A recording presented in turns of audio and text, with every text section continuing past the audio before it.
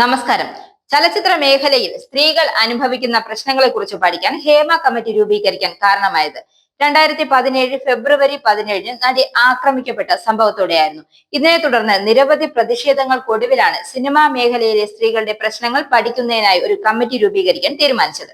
ഇതോടെ അതേ വർഷം ജൂലൈ 1 ഹേമ കമ്മിറ്റി നിലവിൽ വന്നു.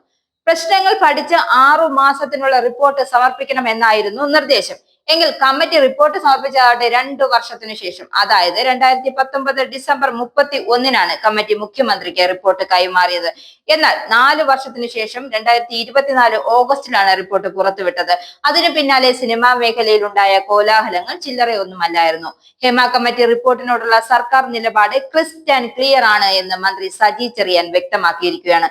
കോടതി നിർദ്ദേശങ്ങൾ അതുപോലെ പാലിച്ചിട്ടുണ്ടെന്നും കമ്മീഷൻ പുറത്തുവിടരുത് എന്ന് പറഞ്ഞ ഭാഗങ്ങൾ മാത്രമാണ് പുറത്തുവിടാതിരുന്നതെന്നും കേസ് ഇപ്പോൾ കോടതിയുടെ മുന്നിലാണ്. കോടതിയും കമ്മീഷനും ഇക്കാര്യങ്ങൾ പുറത്തുവിടാൻ പറഞ്ഞാൽ സർക്കാരിന് എതിർപ്പില്ലെന്നും അദ്ദേഹം പറഞ്ഞു. സർക്കാർ സിനിമയിലെ സ്ത്രീപക്ഷത്തിന്റെ പ്രശ്നങ്ങൾക്കൊപ്പമാണ്. ഇന്ത്യയിൽ തന്നെ ആദ്യമായിട്ടാണ് ഇങ്ങനെ ഒരു കമ്മിറ്റി നിലവിൽ വരുന്നത്. സർക്കാരിന് ഇക്കാര്യത്തിൽ ഒന്നും മറച്ചു വെക്കാനില്ലെന്നും മന്ത്രി പറഞ്ഞു.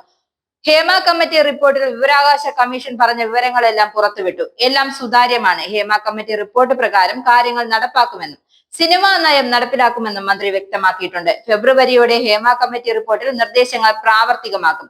കോടതി എന്തു പറഞ്ഞാലും അനുസരിക്കുമെന്നും അദ്ദേഹം വ്യക്തമാക്കി. ഹേമ കമ്മിറ്റി റിപ്പോർട്ടിൽ നിന്നും സർക്കാർ അനധികൃതമായി വെട്ടിയ ഭാഗങ്ങൾ പുറത്തുവിടണോ എന്നതിൽ വിവരാവകാശ കമ്മീഷൻ ഇന്ന് ഉത്തരവ് വരും. മുഖ്യ വിവരാവകാശ കമ്മീഷണർ ഡോക്ടർ അബ്ദുൾ എ ഹക്കിമാണ് ഉത്തരവിടുന്നത്. സർക്കാർ പുറത്തുവിട്ട റിപ്പോർട്ടിൽ നിന്നും 11 പാരഗ്രാഫുകളും 4 പേജുകളും വെട്ടിയിരുന്നു.